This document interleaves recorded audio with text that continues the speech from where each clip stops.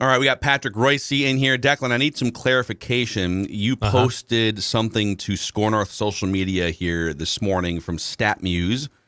The Twins' record against the Yankees dating back to 2003 is 36-87. Does that include playoffs or no playoffs? I'm not sure if it includes it. Regular season. Probably regular season. Yeah, because via StatMuse. You got to throw in. So since 2004, they defeated them once in the playoffs. They defeated them once in the playoffs in 2004, right? So they're 1-3, and then 1-3, and then how many times have the Yankees been the team to eliminate them? 3. This is actually since 2003, so let's put the other 1-3 on the board too from 2003. Yeah, 2-6, and then an 0-3 in 2009. 0-3. 2010 was an 0-3. That was the Yankees too, huh? Yeah, 17 was a play-in game, right? Yeah, so it was an 0-1. And that's got to be it, right? And then 19 was an 0-3 as well. Was that the Yankees? Because then the Astros were 20. Yeah, that was the Yankees. That's so right. 3 is a 12, 13, 16. So they're 2-16 against the Yankees in the playoffs over that stretch. I'm very optimistic about this series, though. They're bringing out Talion tonight, who the last 2 times, I believe, has taken a perfect game into the 7th inning.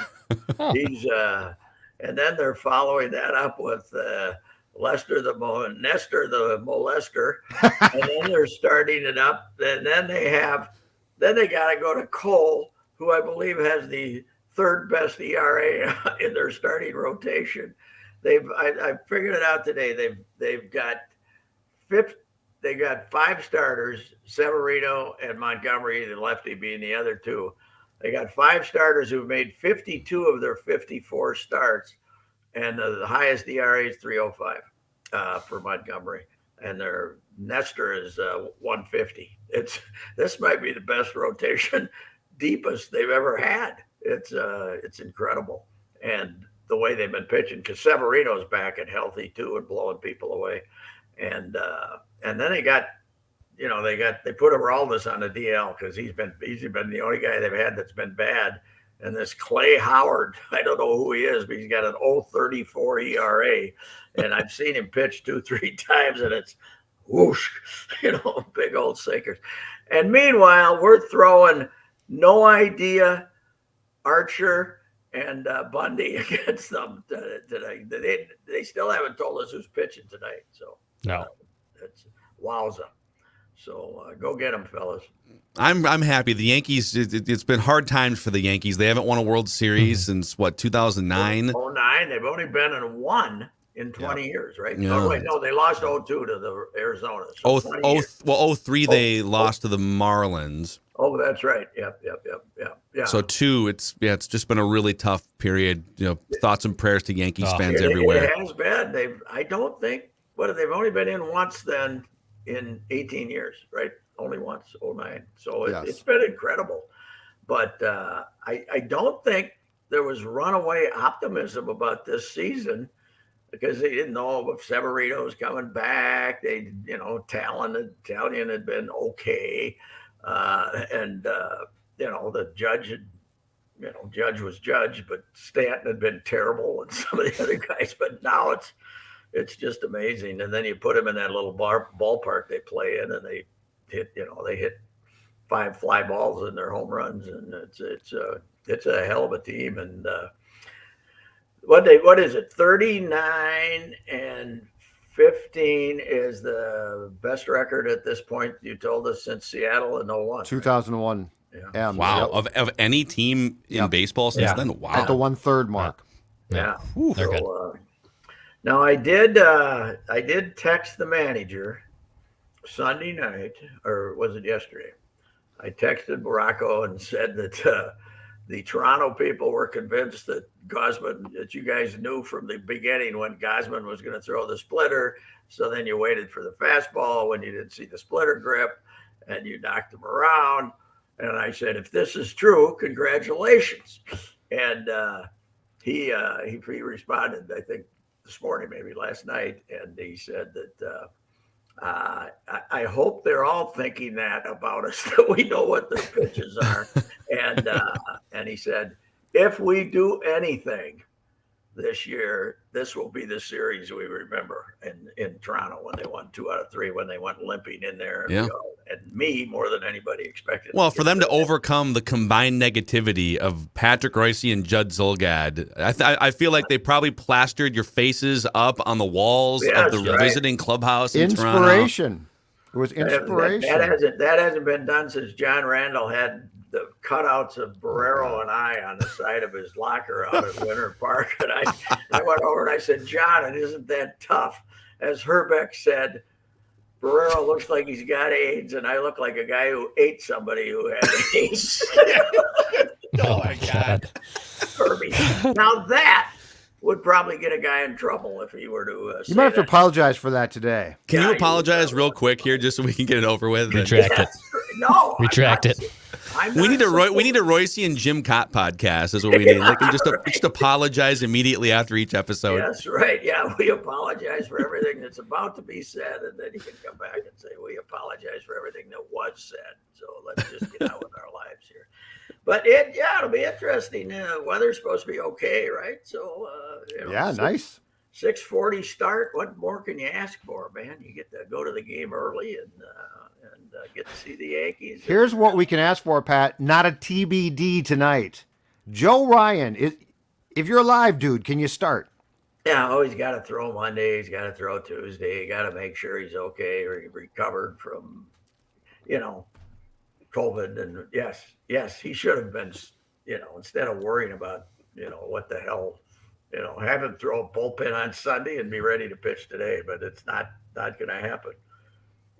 I don't know. We get to see crafty Cole Sands again, probably. Crafty Cole against the Yanks. Now they have a guy named Mario Sanchez. I was looking at their box scores, the Saints, to see who might be possible. He's a 27-year-old minor league free agent, but he pitched 7 1/3 on Thursday and got him out. Now they'd have to clear somebody out. I don't know why Dobnak hasn't been released. He's still listed as a 40-man guy and 60 DL. I don't know if he can release a guy off the 40-man if that's the situation. But anyway, the Sanchez. Maybe we got the Sanchez battery tonight. I don't know. They got to announce it here pretty soon. Good marketing play. Just get some last-minute rush at the box office for the Sanchez pairing. That's right. But boy, the Yankees look like 110 wins, and the Dodgers look like 110 wins. It's going to take an upset to. Did you see the Dodgers are what, 300 and some million? They're paying by far the highest tax. I did see that. It's incredible. Yeah. Are they paying anyone? Because remember a few years ago they were up to like 240 million or something, but 100 million was paying players to stay home. They had like one of the Uptons, I think, was still on their payroll, and Crawford or something. Yeah, Carl Crawford was on. I wonder whatever happened to the hot rumor at the end of spring training early in the season was that the Twins were going to get Justin up. They were waiting for Upton to clear, because he was designated, and they were going to get him in, a right-handed hitter, and then he didn't get a job for about 6 weeks. He finally signed with somebody the other day. He's been a corpse for 4 years. Well, Garlick's, if you're just looking for some guy to hit against left-handers, Garlick, you got him. Garlick, right? Yeah. I mean, Garlick's way better than him. But let's have fun at the old ball yard here, and they're playing the Yankees in Tampa Bay. I think Rocco would give his half of his little pinky finger to win 2 out of 6, but we'll see. Yeah. Where does I'm looking beyond this week here with this question, but when everyone's kind of back in the mix, let's say 2023, and maybe Royce Lewis is your starting shortstop, and Polanco still at second. You got one of the best pure hitters in baseball right now in Luis Ariz. Is he your first baseman? Where does Luis Ariz fit in? I was telling Judd yesterday, the former manager, Tom Kelly's not real impressed with Louis as a first baseman. Loves him as a hitter. I agree. Obviously. I don't know what DH. DH. You know who is really might as well be living in Pluto? Miguel Sano. He never gets. I mean, it was minor knee surgery, and he probably could have been back in a month. They're basically telling him to take all the time he wants. They talk about a guy being phased. 2 weeks, Pat. They said that he's going to go on an assignment of some sort probably in 2 weeks, but that then just starts the clock ticking. So. That's like a 3-week clock, I think. 30, that I think you got 30 days. Okay. Maybe, and a veteran like him, it's only 20, though. Maybe there's a veteran like him. But, yeah. Well, you know what? As much as he drives you nuts, they do need right-handed hitting. So, and you probably give him one more shot to catch fire for 2 months when he comes back, right? As a DH or a part, you're not going to play him every day over Arise or Shella. I mean, he's gonna have to find at bats 2 or 3 days a week. But I don't just DFA him out of the gate. And this is from a guy who's been out on Sano for 3 years. I give him a chance to catch fire in July. I think you got to, I mean, you can't just give him away because he could stumble into having a good August and September. So, but I wouldn't bet on it. But I don't know. It's it certainly cries for trading someone for a pitcher, doesn't it? Yes. Or somebody. You got to move somebody. You got all these left-handed hitting outfielders. Larnach, Kirilloff, who's I think more of a first baseman, but. You got all these left-handed hitters. You gotta move Kepler for a pitcher here, whatever. Somebody that you could start tonight. I like your idea, huh? I like your thought. To tell Max to get vaxxed and say we're trading you to Toronto, baby. You can be a left-handed bat in the Blue Jays lineup. They really need. I mean, their starting lineup. They got 8.5 starters that are right-handed hitters. The only guy that's left-handed is that Biggio, and he only plays half the time. So. Yeah, that would be the place to move him, but they definitely need a starter. So it is. I mean, Chris Archer is pitching Wednesday. He'll go a good. If he's really on sharp, he'll go 3 2/3. And then you got Bundy. I mean, what is this? What is this? I mean, it's probably pretty well a miracle that they are where they are, and they're obviously in the right division. But I mean, you see what the Yankees are running out there. It's a little frightening. When is the last Twins season you can remember where they didn't run out some sort of reclamation project? That's a pecking order for us, Judd. The best, it is. The most memorable Twins reclamation starting pitching projects I from am, Sidney Ponson to Levon. I'll have an answer for you tomorrow. I'll go through and see who. Well, these guys, didn't this craze all start with Anibal Sanchez? With these guys, yeah. Yes. With these guys. But yeah, you're right. Terry. And they released them. Terry was. Ricky Nolasco. Terry spent money on rejects. Yeah. Ricky Nolasco. Hey, Kevin Correa. Vance the Manimal Worley. You guys. Worley pitched on opening day. He was your opening day starter, the big fat Vanimal. McPhail tried Steve Carlton in '87. Yeah, this club has a rich history. Not the start. Ramon Ortiz. Oh God! Ramon Ortiz. But I mean, we've seen some guys who are barely like in rocking chairs trying to. If the Ramon Ortiz that they brought in here, Declan, was available. I'd send a limo to pick him up. Compared to some of these fellas, they're going to be running out against the Yankees. Ramon had a problem that he'd serve one up once in a while that somebody'd hit 900 feet, but he actually had maybe a good 3-4 weeks for him one time. He did. So, yeah, boy, they've got him. Is that common? Do a lot of teams do that? I suppose. I think it would be a great fun research project to go through, pitchers that have recently had a 6 ERA that a team's taken a flyer on. But you mentioned the Vanimal. How many of them have given Homer Bailey $8 million or whatever? Yeah, Bailey's a great one. 1 game, 2 innings, right? Yeah, it was 2 innings. Here's another list because Pat brought up Vance Worley, the Vanimal, and I'm pretty sure because I covered those Twins teams. I'm pretty sure I asked him one time, "Hey, how'd you get the nickname Vanimal?" And he said, "I gave it to myself at some point." Oh, yes. So here's another list: self-given, unjustified self-given nicknames. The Vanimal, and then I'll throw in the real deal. J.D. Durbin was also a self-given nickname. The real deal, man. We were rooting for him because he was a goofball. He was a character. The real deal. But the real deal, but what do you have? Maybe 5 games in the big leagues? Not very much, yeah. The real deal. That's right. That was self-given too, right? Swaggy V with Danny Valencia. Oh, Swaggy God. V. Swaggy V. When in doubt, swag out. I think Swaggy's last team was the Israeli national team in the World Baseball Classic. Yeah, I'm pretty sure you're right. He's obviously a very strong Jewish background with the name Valencia. So that was you're underestimating J.D. Durbin's major league service time. So he actually went to the National League 3 years. So he did pitch 4 games with the Twins. Okay. He had a 7.36 earned run average, and then 3 years later, he reemerged with the Diamondbacks. He pitched 2/3 of an inning and gave up 7 earned runs, and that was it.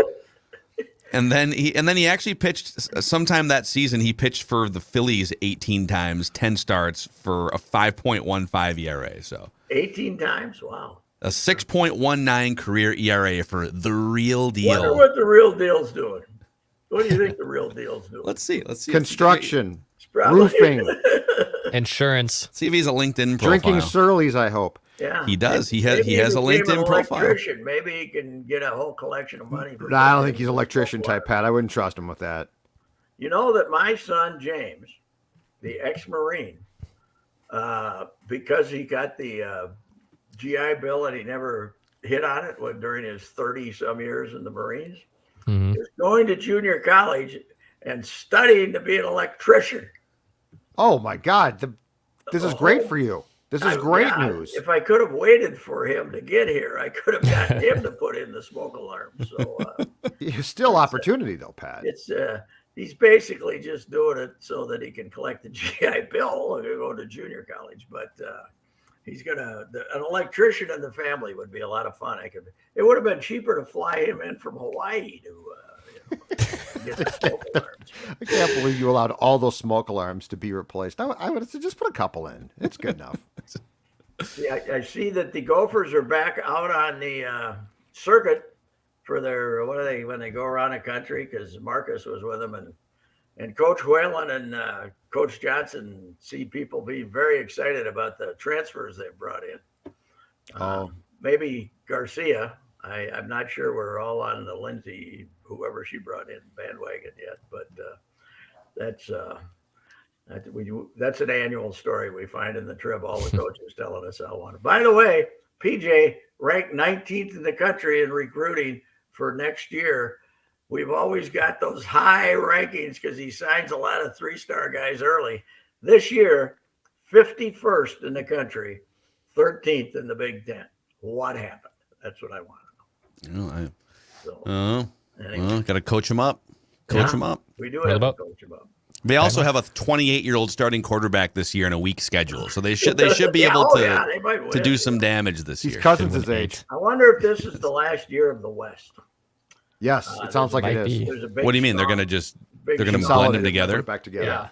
Yeah. You're going to have natural rivals. You're going to play, and then everything else will be because Penn State and Michigan, and they're all whining that they should be in the championship game, playing Michigan or Ohio State instead of somebody from the West who gets beat. Iowa going down there and getting humiliated last year didn't do much for the East-West rivalry, that's for sure. Yeah. Well, Pat, we gotta get bouncing here and continue on with our recording. Get the yard. Go get him. Go get him. I'll see you there tonight, Royce. Who the hell goes against Thailand tonight? That'll be Thailand tonight. That'll be a hell of a game. So. We'll bond, Pat. I'll see you there. Bye. All right. See you at the yard. All right. That's Patrick Royce, presented by our friends at Federated Mutual Insurance Company. Been helping businesses for over 100 years in the state of Minnesota. They're all about risk management tools and resources that elevate your business to new levels. Federatedinsurance.com, where it's our business to protect yours.